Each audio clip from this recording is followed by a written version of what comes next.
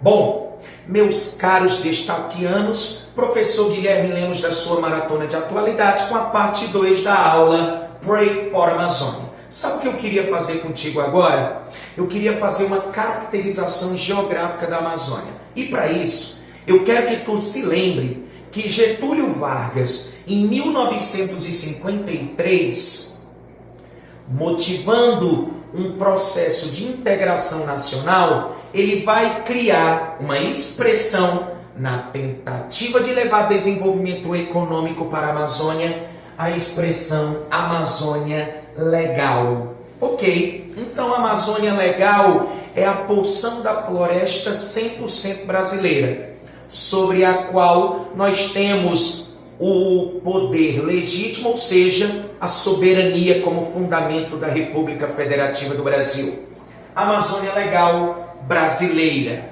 E eu tenho a Amazônia Internacional. Lembre-se, a floresta amazônica se distribui também por outros países da América do Sul, não apenas o Brasil. Então vou te dar um bizuzinho. Você quer um bizu rápido?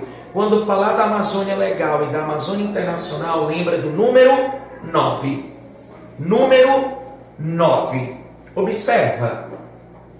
A Amazônia Legal é formada por 9 estados brasileiros. E ela representa, turma, 62%. Então lembre-se, 62% da floresta amazônica está em território brasileiro. Perfeito. Resta o quê? 38% da floresta para a chamada Amazônia Internacional. Vou colocar bem aqui. Você faz seu diagrama aí lindo e maravilhoso e melhor do que o meu, do que essa letra caligrafada, né? Então lembre-se, 62% Amazônia Legal brasileira, 38% resta para os países da América do Sul. Olha que legal! 9 estados brasileiros têm a Amazônia. Vamos lá? Os 7 estados da região norte, mais um estado da região nordeste, mais um estado da região centro-oeste. Então, rapidinho, região norte, Acre, Amapá, Amazonas, Rondônia, Roraima, Pará, Tocantins. Estado nordestino que tem floresta amazônica, Maranhão. Estado do centro-oeste que tem floresta amazônica, Mato Grosso. Fechou. 9 estados. E a Amazônia Internacional é formada por 9 países da América do Sul. Lá de cima até aqui embaixo. Vamos lá? Guiana Francesa, Suriname, Guiana, Venezuela, Colômbia, Equador, com o qual nós não fazemos fronteira. Equador, eu tenho o Peru e a Bolívia. Então presta atenção. Guiana Francesa, Suriname, Guiana, Venezuela, Colômbia, Equador, Peru, Bolívia e Brasil. 9 países, ok? Tranquilo? Já caracterizamos a Amazônia. Lembre-se de algumas características que essa floresta possui. Essa floresta é perennifólia, verdejante o ano inteiro. Apesar das árvores perderem suas folhas, formando aquela camada conhecida como serrapilheira, as árvores têm capacidade de renovar-se muito rapidamente. Então, perennifólia, folhas largas e compridas para facilitar a evapotranspiração, latifoliada. É a floresta que apresenta a maior biodiversidade, a maior variedade de vida no planeta. Então ela é uma floresta heterogênea. A mata é fechada, a copa das árvores se entrelaçam, então ela possui um dossel alto. Além disso, quando você entra na floresta amazônica, o que acontece com a luminosidade? Diminui um pouco, vegetação umbrófila. Temos vegetação aquática, temos hidrófila. Temos vegetação adaptada a um ambiente úmido, temos higrófita.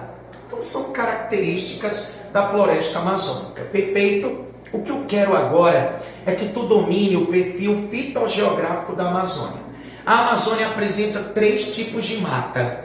A mata de terra firme, a mata de várzea e a mata de igapó ou caiagapó. Quando falar da mata de terra firme, lembre-se da castanheira.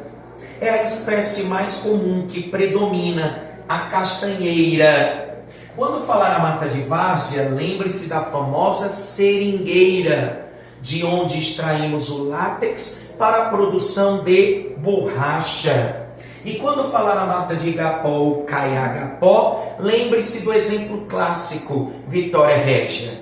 Turma, a mata de terra firme, livre de inundações. A mata de várzea, sazonalmente inundada, temporariamente, periodicamente inundada. Mata de igapó, inundado o ano inteiro.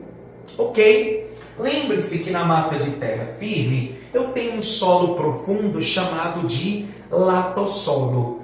E lembre-se, na Amazônia, quando não chove o dia todo, chove todo dia. Então, essas precipitações do tipo convectivas, não esqueçam, chuvas do tipo convectivas, chuvas formadas pela circulação de massas de ar, por escoamento superficial, lavam o solo, transportando seus nutrientes. Eu tenho o processo de lixiviação. Então, na mata de terra firme, eu tenho os latossolos lixiviados. Óbvio que aqui eu tenho um desmatamento, mas apesar do solo ser pobre, devido a esse processo de lixiviação principalmente, você consegue realizar o manejo com a utilização de insumos agrícolas, e aqui você pratica a segunda atividade que mais desmata a Amazônia, que é a sojicultura, o plantio de soja. Lembre-se que a atividade econômica mais responsável pelo desmatamento é a pecuária extensiva, é a criação de gado. Na mata de várzea eu tenho solo um pouco, como é que eu poderia dizer, um pouquinho mais fértil. Aqui eu vou ter a concentração de nutrientes que vieram da lavagem do solo da mata de terra firme, e aqui eu vou ter uma agricultura de subsistência, e eu vou ter populações ribeirinhas que, mesmo sazonalmente inundada, constroem suas edificações sobre palafitas, sobre aquelas toras de madeira. No que diz respeito ao igapó, vegetação hidrófila inundada o ano inteiro. Tranquilo? Caracterização da Amazônia feito. Tem alunos que dizem: Gui, eu poderia pedir numa redação como proposta de intervenção uma lei ambiental rigorosa? Não faça. O Brasil tem uma das leis ambientais mais rigorosas do mundo e que serve de exemplo para outros países. Infelizmente, nós pecamos na fiscalização, na aplicação de tal lei. Por exemplo, o desmate ilegal. O desmatamento ilegal é crime, de acordo com nossa lei ambiental. Pena pode chegar a 6 anos de reclusão e a multa até 50 milhões de reais. Existe algumas fontes que colocam que se nós aplicássemos multas pelos incêndios que estão ocorrendo atualmente na Amazônia, nós teríamos uma arrecadação próxima de 3 bilhões de reais. Então a gente precisa de fiscalização e a gente precisa de aplicação dessas leis, ok? Principalmente de mais agentes do Instituto Brasileiro do Meio Ambiente e Recursos Naturais Renováveis, o IBAMA, e o ICMBio, o Instituto Chico Mendes de Biologia. Turma, bem rapidinho, lembre-se, a polêmica, eu vou te dar um outro bizu. Quando eu falei da Amazônia, eu pedi para tu lembrar de qual número? 9. Quando falar da polêmica envolvendo o desmatamento ilegal na Amazônia, provocado principalmente por grileiros, ok? Criminosos, eu tenho o que eu chamo de polêmica dos Ricardões. Olha que legal! Polêmica dos Ricardões é o bizu. De um lado, o Ricardo Salles, MMA, ministro do Meio Ambiente, e o Ricardo Galvão, ex-diretor do Instituto Nacional de Pesquisas Espaciais, a NASA brasileira, o INPE, junto com o ITA e junto com a Embraer, estão lá em São José dos Campos, São Paulo, como o maior polo aeronáutico e espacial do Brasil. Então, o INPE, desde a década de 70, tem prestado relevantes serviços ao Brasil. Pois bem, o INPE, na figura representada pelo ex-diretor, à época diretor Ricardo Galvão, publicou no site do INPE um dado sobre o desmatamento na Amazônia Legal brasileira. Essa polêmica eu te explico já já na nossa parte de número 3. Fica ligado, fica conectado, não sai da frente da tela, porque eu quero te oferecer ainda importantes subsídios. Logo, logo!